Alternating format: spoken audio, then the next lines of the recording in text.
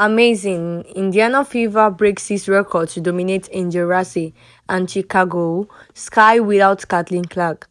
The Indiana Fever just made history and they did not even need Kathleen Clark to do it in a rivalry game that everyone thought would swing Chicago's way. Indiana did not just win, they dismantled the Sky in a performance so dominate it rewrote the record books. And here's the kicker, they broke 6 different records in the process. 6 without their franchise superstar on the floor. From suffocating defense to unlikely heroes is stepping up, the Fever sent a clear message: this is not just Kathleen Clark's team anymore. And for Angel Razzie, it was a night you will want to forget. Going into the matchup, the narrative was simple: no Kathleen Clark, no problem for Chicago. The Fever's offensive leader was sidelined for the first time in back-to-back games of her career, and the Sky were smiling blood. Angels Razzie, fresh of multiple highlight performances this season, was expected to control the bat and bully Indiana at that point. But that is not what happened. Instead, Indiana came out looking for like a team on a mission, fast, aggressive, and locked in on both ends of the floor. The Sky, they looked stunned, and by the time they realized what was happening, the game was already out of reach.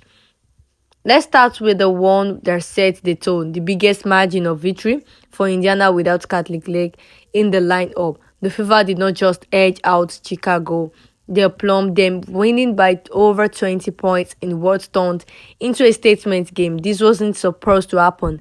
Without Clark's playing marking for scoring threat, the Fever's offense has historically dipped. But on this night, they looked better than ever, spacing the floor, moving the ball, and hitting shots from everywhere. Chicago, meanwhile, could not buy a basket, and with each miss, the Fever's confidence grew.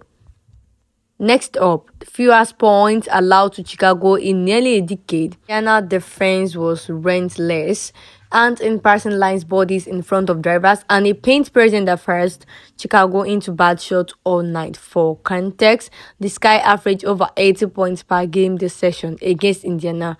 They could not even break the mid-60th. It was the kind of defensive clinic that coaches dream about.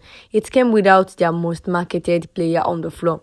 The third record might be the most surprising, the most bench points the Fever have scored all season.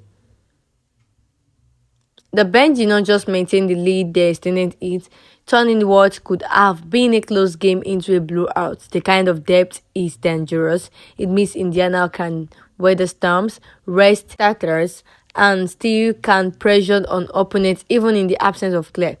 Now here is where the story gets even more interesting. Angel Razzie is known for one thing above all else: rebounding. She's been called the queen of the bird since college, and for a good reason. But in this game, in general, out-rebounded Chicago by the largest margin in franchise history against the Sky. That is right, without Kathleen Clark.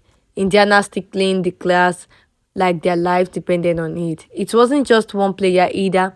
Smith, Alia, and other guards were crushing on board. Razzie finished the night visibly frustrated, outworked in the very area where she's actually dominated. One of the most dangerous things a team can do is to start odds.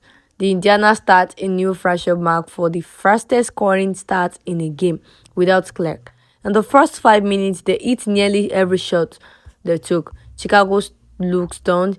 Their defense was scrambling, their offense rushed, and by the end of the first quarter, the Fever had already built a double-digit lead.